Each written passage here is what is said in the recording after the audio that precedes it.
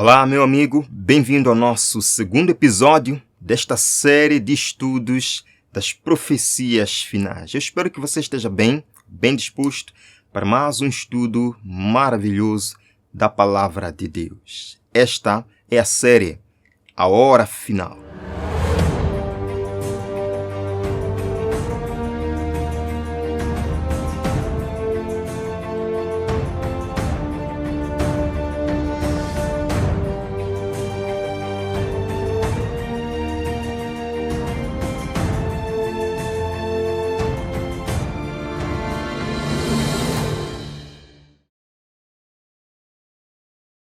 Muito bem, hoje nós iremos tratar sobre o código que assombra os reis da terra.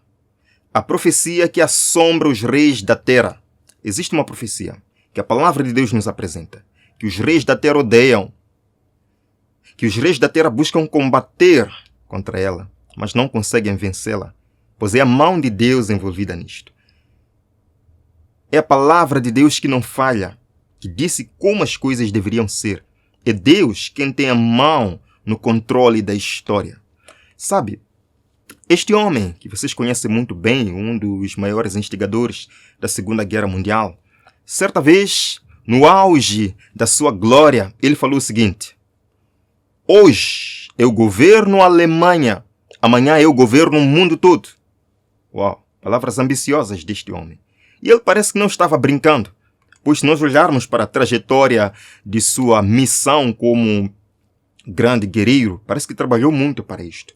Para unir o mundo todo, para centralizar o mundo todo na Alemanha e se tornar o grande imperador do mundo.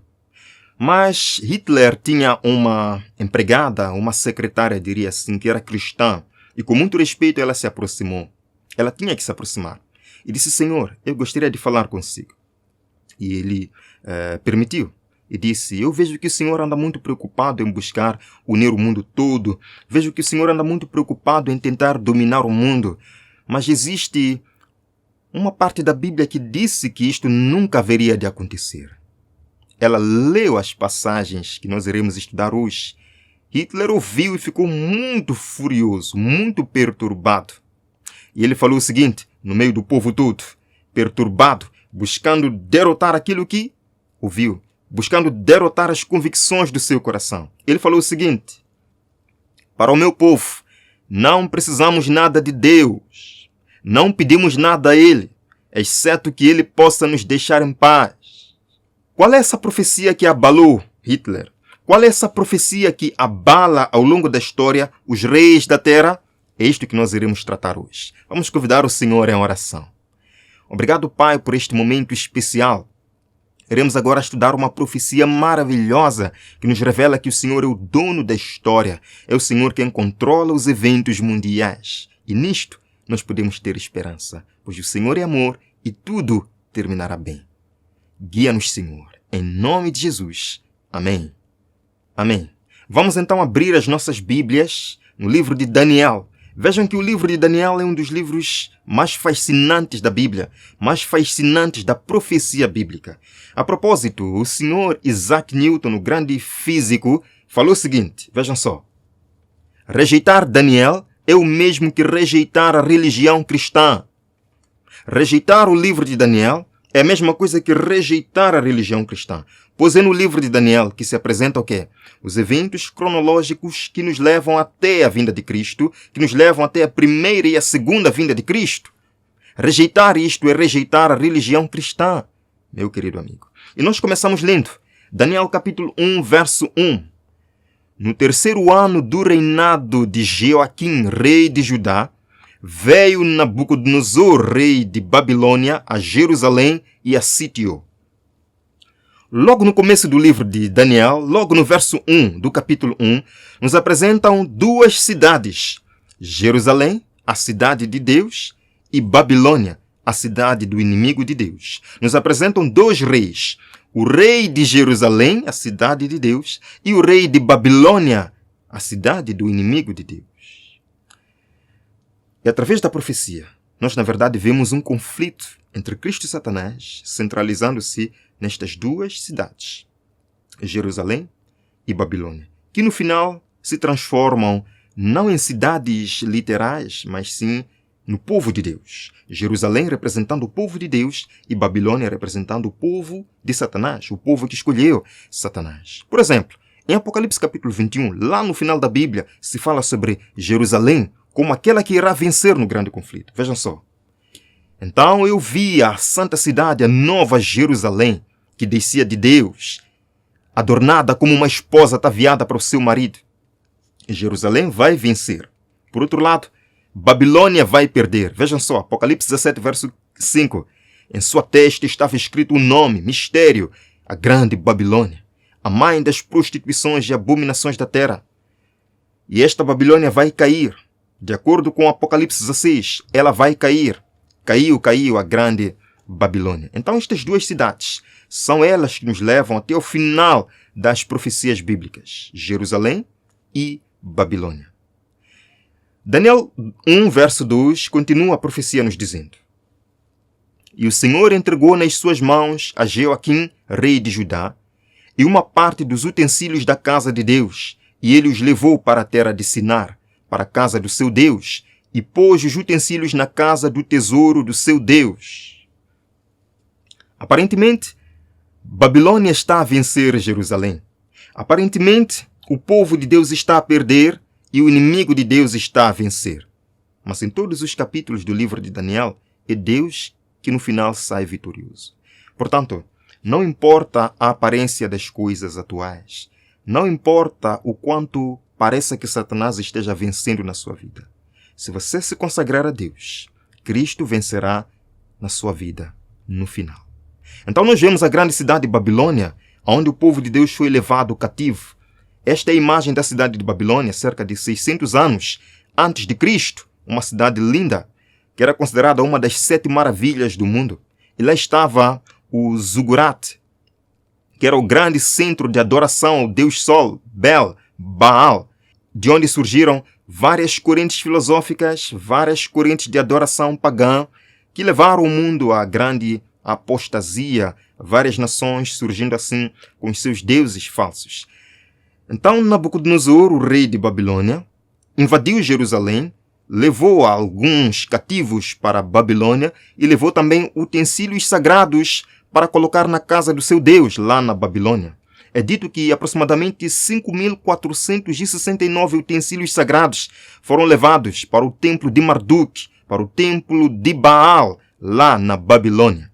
Não só os utensílios sagrados, mas Nabucodonosor, rei de Babilônia, ordenou que levassem alguns jovens da linhagem real de Judá, que fossem instruídos lá na Babilônia como conselheiros do rei. E dentre os jovens que foram levados cativos, a Bíblia destaca 4 com os seus nomes. Vejam só, no verso número 6. E entre eles se achavam dos filhos de Judá, Daniel, Ananias, Misael e Azarias. De Jerusalém para a Babilônia eram quase 1.500 quilômetros. Para os que estão em Moçambique, só para ter uma ideia, é da cidade de Maputo para a cidade de Tete, no centro do país. É uma distância tremenda. Eles tinham que caminhar a pé e levaram aproximadamente 2 meses para chegar na Babilônia. Vejam o cansaço, a tristeza de lembrar-se de sua cidade natal, sem saber para onde vão, sem saber o que aconteceria com eles lá. Esta foi uma grande provação. Mas a outra provação que eles passaram quando chegaram na Babilônia foi o paladar, a mudança então do seu cardápio. Vejam aqui, Daniel capítulo 1, verso 5. E o rei lhes determinou a porção diária das iguarias do rei e do vinho que ele bebia, e que assim fossem mantidos por 3 anos, para que no fim destes pudessem estar diante do rei. Então o rei mandou que servissem a estes 4 jovens todo tipo de comida, todo tipo de carne, de vinho, na visão do rei, para que eles crescessem rápido, para que pudessem então servir como conselheiros do rei. Qual foi a reação destes jovens diante disto? Sabem que os judeus, eles tinham e ainda têm um regime especial que o próprio Deus concedeu. Os 4 jovens disseram não. Nós não iremos beber do vinho do rei, não iremos comer das iguarias do rei. Para muitos jovens hoje, esta prova seria encarada da seguinte maneira: bem, Na falta do melhor, o pior serve. Deus vai entender a nossa situação. Deus vai entender que nós estamos numa terra pagã. Deus vai entender que nós não temos mais nada para comer. Nós vamos comer das finas iguarias do rei. Mas estes jovens não pensaram assim. Eles foram fiéis. Vejam só. Daniel pediu ao chefe dos eunucos que os experimentasse por 10 dias e que apenas lhes dessem legumes a comer e água para beber. E pela graça de Deus o pedido foi aceito. A Daniel e os seus amigos foi trazido o quê? Frutas para comer, legumes para comer, verduras para comer, cereais para comer, água para beber. E a Bíblia nos diz que por terem escolhido este regime especial que promove a saúde física e mental, Deus concedeu a eles o quê? Sabedoria. Vejam aqui, Daniel 1, verso 17.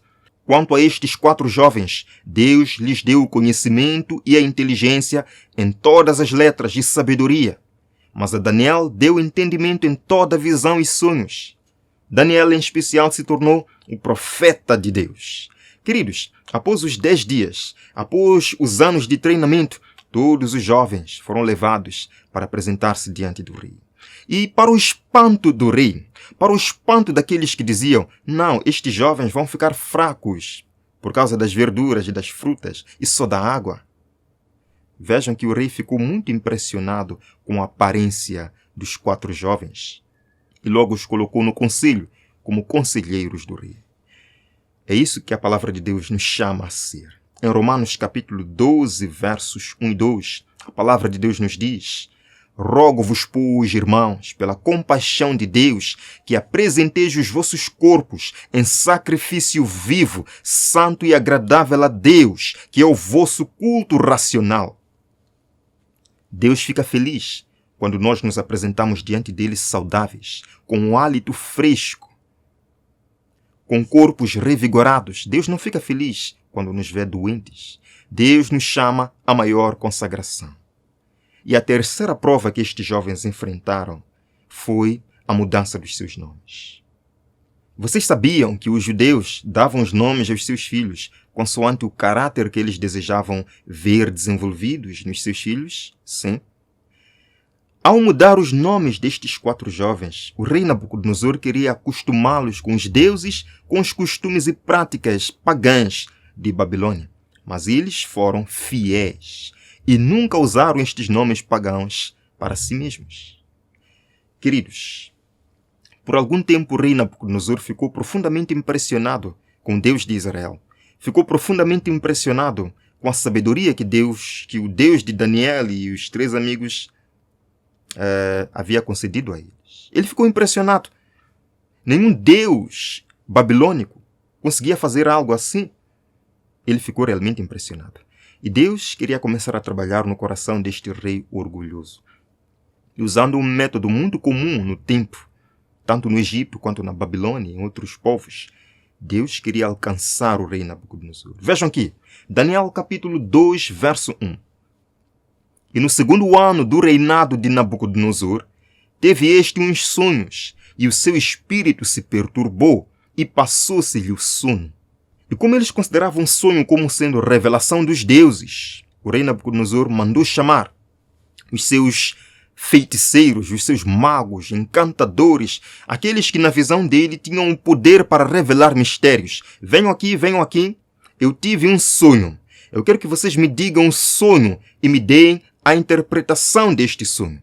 Ele ficou muito perturbado e também se esqueceu do sonho. Vejam então que os homens foram convocados para apresentar-se diante do rei Nabucodonosor. E eles começaram a dizer: ó rei, diga o sonho, nós vamos dar a interpretação. Ó rei, dê uma pista, nós vamos conseguir interpretar o sonho. O rei dizia: não, eu não me lembro do sonho. Digam-me o que é que eu sonhei. E depois interpretem isto, pois eu estou perturbado. Os homens ficaram realmente perplexos. É impossível alguém conhecer o sonho de outra pessoa. Isto é impossível. Os homens tiveram que reconhecer. Vejam aqui, Daniel capítulo 2, começando o verso 10. Eles disseram: não há mortal sobre a terra que possa revelar o que o rei exige. A coisa que o rei exige é difícil, e ninguém há que possa revelar diante do rei, senão os deuses. E estes deuses não moram com os homens. Esta é uma das maiores confissões. A confissão que todo curandeiro, que todo feiticeiro deste mundo devia dizer. Não há nenhum mortal sobre a terra que possa revelar os mistérios que só Deus pode revelar. Os mistérios que só a palavra de Deus pode revelar. Daniel sabia disto. Por isso que ele não foi chamado quando o rei mandou que os magos fossem lá, porque Daniel não era um feiticeiro. Ele não usava adivinhação. Ele conhecia muito bem a palavra de Deus, que diz, em Isaías capítulo 8, verso 19, quando vos disserem, consultai os que têm espíritos familiares e os adivinhos, que chilreiam e murmuram entre os dentes, não recorrerá um povo ao seu Deus? Daniel não recorria a adivinhações, ele recorria ao seu Deus, o revelador dos mistérios. A ordem saiu. Todos os magos e sábios de Babilônia tinham que ser mortos, incluindo Daniel e os seus amigos, que embora não tivessem sido chamados, estavam dentro da lista dos sábios de Babilônia. Todos tinham que morrer. A informação, a notícia triste chegou a Daniel. O que ele fez? Não foi consultar os espíritos dos mortos, os curandeiros e feiticeiros. Ele clamou ao seu Deus. E esse Deus revelou o mistério que o rei sonhara. Vejam aqui, Daniel 2, verso 19. Então foi revelado o segredo a Daniel numa visão de noite. Então Daniel louvou o Deus do céu. Amém? O mistério que o rei sonhara, Deus revelou a Daniel. Porque Daniel confiava no Senhor. Daniel não confiava na sua força, na sua sabedoria humana. E Daniel, no dia seguinte, foi ter com o rei. Ele não foi lá como um político buscando recompensas terrenais. Ele foi como um profeta de Deus. A interpretação desse sonho que o rei Nabucodonosor tivera é importante não só para o rei, para o seu tempo, mas para nós que estamos vivendo neste século XXI. Para nós que estamos vivendo aqui em 2025. Vejam, Daniel apresentou-se diante do rei e ele começou a explicar o mistério do sonho. Na verdade, o rei havia sonhado uma enorme estátua com cabeça de ouro, peito e braços de prata, quadris de bronze, pernas de ferro e os pés em parte de ferro e barro. Não só, uma pedra saiu e destruiu os pés da estátua e toda a estátua se destruiu e virou uma grande montanha que encheu toda a terra. Foi este sonho que deixou o rei Nabucodonosor preocupado e apavorado. Mas Daniel não era um político. Se ele tivesse parado por aí, teria recebido muito dinheiro e recompensa, ouro e posições. Ele era um profeta de Deus. Ele vinha trazer uma mensagem de Deus. E Daniel começou a interpretar, mostrando que as partes que compunham aquela estátua representavam poderes, reis, que se sucederiam na terra até a destruição final, até o final do mundo, até o glorioso evento em que o próprio Deus transformaria este mundo em uma nova terra. Ora, Daniel olha bem firme nos olhos do rei e diz: Tu, ó rei, és rei de reis, pois o Deus do céu te tem te dado o reino. Isto fique claro. Quem dá autoridade aos reis da terra é Deus. Quem dá vida aos reis da terra é Deus. Há um supremo Criador que habita para sempre. E Daniel diz: Tu és a cabeça de ouro. Em outras palavras, na visão da estátua, a cabeça de ouro representava o reino de Babilônia. E o reino de Babilônia foi de fato poderoso, cheio de ouro, rica de ouro, uma das 7 maravilhas do mundo antigo. Babilônia dominou o mundo conhecido dos anos 605 a 539 a.C., um reino super poderoso. Agora Daniel olha para o rei Nabucodonosor e diz: Não fique tão orgulhoso de si mesmo, porque você é ouro. Pois, depois de ti se levantará outro reino inferior ao teu, representado então pelo peito e braços de prata. O rei Nabucodonosor disse que não, isto não é possível. Isto nunca vai acontecer. O meu reino é poderoso. O meu reino vai durar para sempre. A propósito, arqueólogos fizeram escavações lá no Iraque, antiga Babilônia, e descobriram alguns tabletes em que o próprio rei Nabucodonosor havia escrito com a sua mão, dizendo o seguinte, vejam aqui: para o espanto dos homens, construí esta casa. Esses portais para o espanto de multidões de pessoas com beleza que adornei, que dure para sempre. Este era o sonho de Nabucodonosor, que Babilônia dure para sempre. Babilônia caiu como Deus havia profetizado. Isto aconteceu na noite de 12 de outubro de 539, quando um dos netos de Nabucodonosor, neste caso o rei Belsazar, estava dando um banquete no seu palácio. Mandou que os seus soldados e servos fossem buscar os utensílios sagrados que Nabucodonosor tinha roubado lá de Jerusalém. Nele tomou vinho e profanou os utensílios sagrados de Deus. A Bíblia nos diz que naquela noite, em meio à orgia sarcástica regada de vinho embriagante, uma mão surgiu. Uma mão não humana surgiu. Escreveu nas paredes do palácio: Mene, Mene, Tekel, Uparsim. E Daniel foi chamado para interpretar o sonho, dizendo, Daniel disse, pesado foste na balança e achado em falta. O teu reino foi dividido e dado aos medos e persas. Na mesma noite, Babilônia foi destruída, como Deus havia profetizado, pois não há nada que o homem possa fazer em combate à profecia. É o Deus Todo-Poderoso quem determina como as coisas devem ser. Babilônia foi então destruída. Surgindo então o segundo império, representado na estátua pelo peito e braços de prata, a Medo-Pérsia, que dominou o mundo de 539 até 331 a.C., do Cáucaso à Arábia e da Anatólia ao Afeganistão, um reino também poderoso. E não para por aqui. Daniel diz, e um terceiro reino de bronze, o qual terá domínio sobre toda a terra. Vem então o terceiro reino, representado pelos quadris de bronze, que é o reino da Grécia, que dominou o mundo de 331, quando derrubou os medos e persas, até o ano 168 a.C.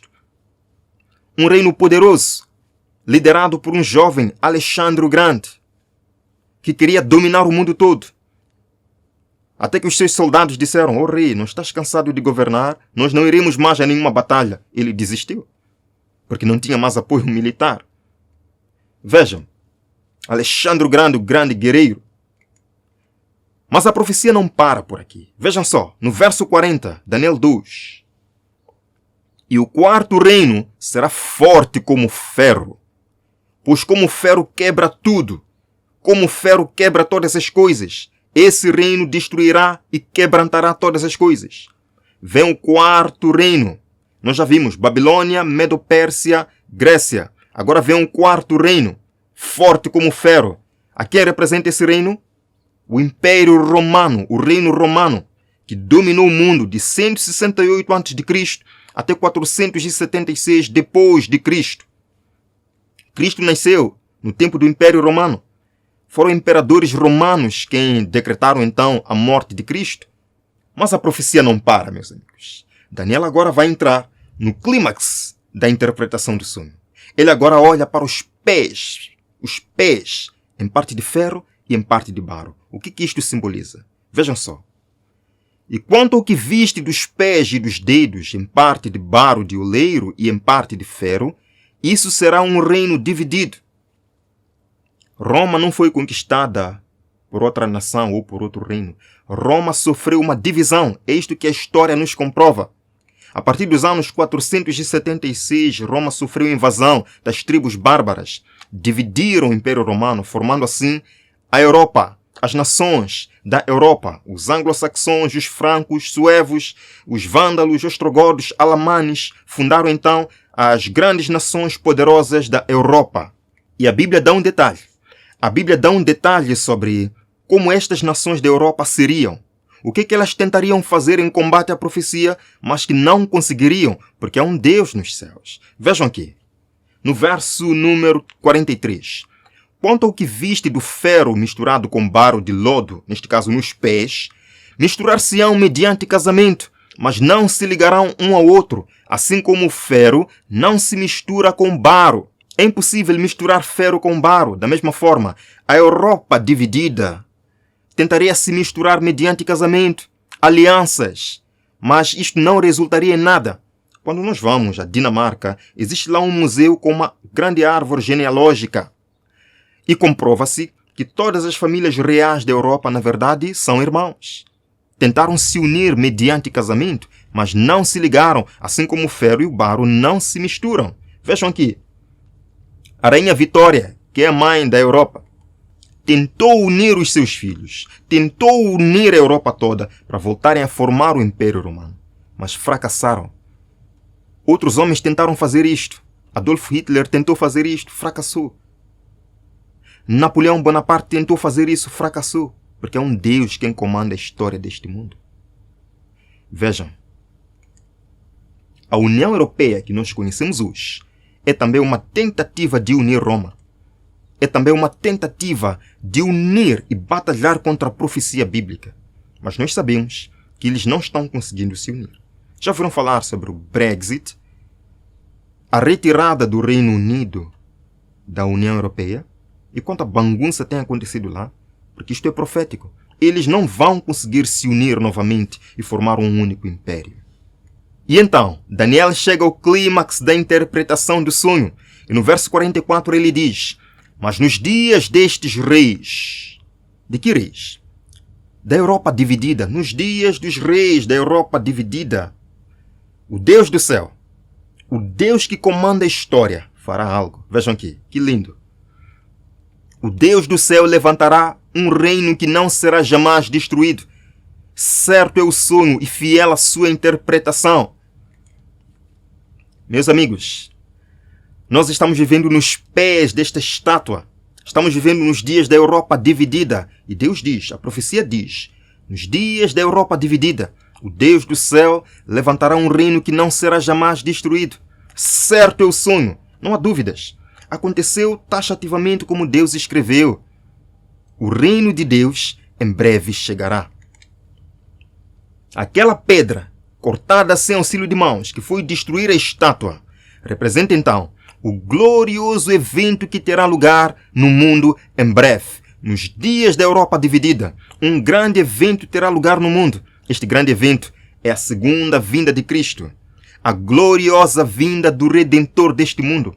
A gloriosa vinda do Salvador.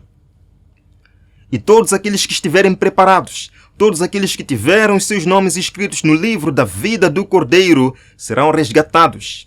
Farão parte deste reino eterno que Deus vem estabelecer. Um reino de paz, um reino de alegria, um reino sem morte, um reino sem pranto, um reino sem dor. É isto que Deus prepara para si, meu amigo. É isto que Jesus prepara para si. Mas só você pode aceitar esse maravilhoso convite. Por que não? Como um ladrão na cruz, ao lado de Jesus, exclamar agora: Senhor, lembra-te de mim quando vieres no teu reino. Jesus está de braços abertos para te receber nesse reino eterno. É teu desejo fazer parte deste reino? Se essa é a sua vontade, venha comigo nesta oração de gratidão e de consagração. Senhor, muito obrigado, porque através da profecia nós temos um vislumbre de como será o futuro. O nosso mundo não vai ser destruído por humanos com bombas nucleares. Jesus voltará para pôr um ponto final ao sofrimento e estabelecer um reino que não será jamais destruído. Essa é a nossa bendita esperança e nós queremos ter os nossos nomes escritos no livro da vida. Prepara o nosso coração para esse dia. Em nome de Jesus. Amém. Amém. Deus o abençoe. Até o próximo encontro, aqui na Escola de Profecia.